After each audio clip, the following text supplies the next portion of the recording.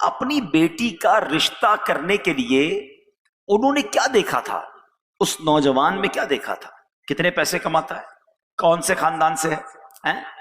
نہیں، یہ دیکھا تھا یہ اللہ والا ہے، یہ خوف خدا والا ہے، یہ رب کو راضی کرے گا، رب اس کو اور میری بچی کو بھی راضی کر دے گا۔ آج ہم کیا دیکھتے ہیں رشتہ کرتے وقت؟ لڑکا کیسا ہے، پیسہ کتنا ہے، خاندان کون سا ہے، کوئی بری عادت تو نہیں؟ اچھا، ہمارے نزدیک بری عادت پتہ کیا ہے؟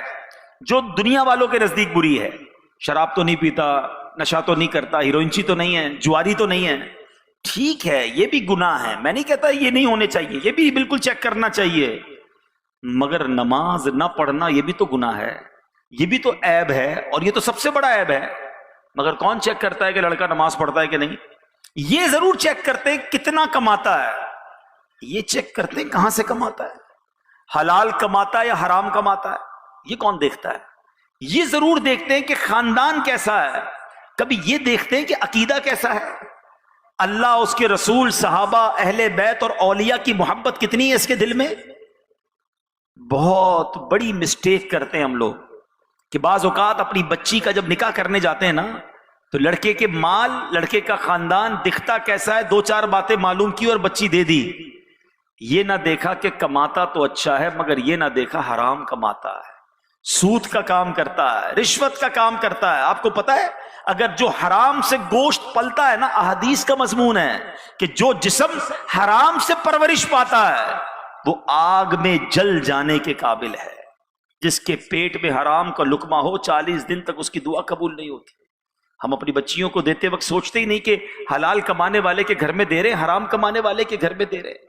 خدا را ایک بات ہمیشہ یاد رکھیں، سب سے پہلی چیز چیک کریں کہ اس کا عقیدہ کیا ہے، اس کا ایمان کیسا ہے۔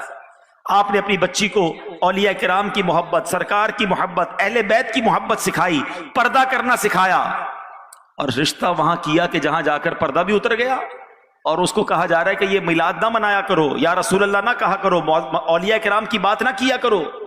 کتنا بڑا ظلم کیا آپ نے، پتا ہے آپ کو آنے والی نسلوں کا ایمان کا کیا ہوگا؟ چند روپے دیکھ کر، چند گاڑیاں دیکھ کر، آپ نے خاندان دیکھ کر کدھر رشتہ کیا؟ بالکل اسی طرح جو مجھے نوجوان سن رہے ہیں، جو والدین سن رہے ہیں، اپنے لڑکے کے لیے جب بچی ڈھونڈنے جاتے ہو، لڑکی ڈھونڈنے جاتے ہو، تو کیا دیکھتے ہو؟ بس خوبصورت ہونی چاہیے، جہیز کتنا لائے گی، بس یہ نہ دیکھا کہ نیک نمازی ہے کہ نہیں، یہ نہ دیکھا اس کا عقیدہ کیا ہے۔ غوث پاک کی والدہ 18 پاروں کی حافظہ تھی، اور بچہ پیٹ میں تھا تو قرآن پڑھتی تھی، اللہ نے اس کا اثر بچے کو عطا فرمایا۔ اور آج مائیں بچے پیٹ میں ہوتے ہیں اور فلمیں ڈرامے دیکھ رہی ہوتی ہیں۔ پہلے ہماری مائیں بچے کو لوری سناتے ہوئے یا تو قرآن سناتی تھی یا نعت سناتی تھی، اور آج میوزیکل کھلونے دے کر بچوں کو سلایا جاتا ہے۔ تھوڑا بچہ بڑا ہو تو موبائل پکڑا دو، جان چھڑاؤ۔ ایک میں بڑا عجیب جملہ کہنے جا رہا ہوں، کتابوں میں لکھا ہے کہ جس کی شادی نہیں ہوئی اس پر ابھی سے اس کی ہونے والی اولاد کا ایک حق ہے۔